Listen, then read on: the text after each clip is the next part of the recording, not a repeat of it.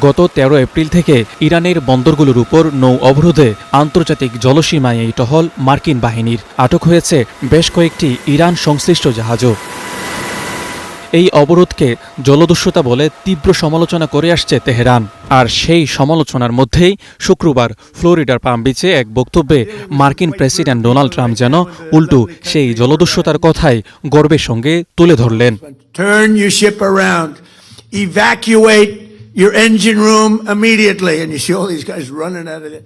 আমরা এটাকে বলি লৌহ প্রাচীর। আমাদের সেনাবাহিনী ও নৌবাহিনী খুব শক্তিশালী। তারা অবরোধ ভেঙে সামনে এগোচ্ছিল। তখন বলা হলো তোমার জাহাজ ঘুরিয়ে দাও। তারপর বলা হলো ইঞ্জিন রুম খালি করো।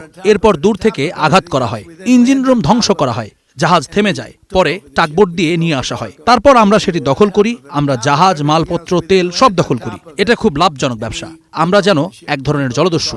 হ্যাঁ, আমরা জলদস্যুর মতোই। It's a very profitable business. Who would have thought we were doing that? We're like pirates. মার্কিন অবরোধ চলাকালে দেশবাসীকে স্থানীয় পণ্য ব্যবহারের আহ্বান জানিয়েছেন ইরানের সর্বোচ্চ নেতা মোস্তফা খামেনি। শুক্রবার শ্রমিক দিবসে দেয়া নতুন এক বার্তায় এই আহ্বান জানান তিনি। যেভাবে প্রিয় ইরানি জাতি যুদ্ধ চলাকালে দেশের সামরিক বাহিনীকে যথাযথ সমর্থন দিয়েছে, তেমনি এখন শিক্ষক ও শ্রমিকদের সহায়তাও শক্তিশালী সমর্থন দেখানো প্রয়োজন। শত্রুদের পরাজিত করতে অর্থনৈতিক ও সাংস্কৃতিক যুদ্ধ চালাতে হবে। দেশীয় উৎপাদিত পণ্যের ব্যবহারকে অগ্রাধিকার দিতে হবে। এদিকে Washington post, ABC news, Ipsos প্রকাশিত সাম্প্রতিক এক জনমত জরিপ বলছে ৬১% মার্কিন নাগরিক মনে করেন ইরান যুদ্ধ ট্রাম্পের ভুল সিদ্ধান্ত ছিল। এই জনমত ২০০৬ সালের ইরাক যুদ্ধ নিয়ে করা এক জরিপে প্রায় সমান। ওই সময় ৫৯% মার্কিনী ইরাক যুদ্ধকে ভুল বলেছিলেন।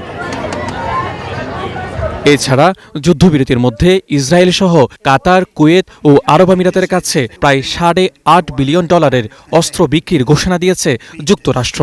বিশ্লেষকদের মতে চলমান উত্তেজনাপূর্ণ পরিস্থিতিতে এই ধরনের বড় অস্ত্র বিক্রি মধ্যপ্রাচ্যের সামরিক ভারসাম্য ও ভূরাজনৈতিক উত্তেজনাকে আরও বাড়িয়ে তুলতে পারে। মাজিদ শাহরিয়ার, স্টার নিউজ।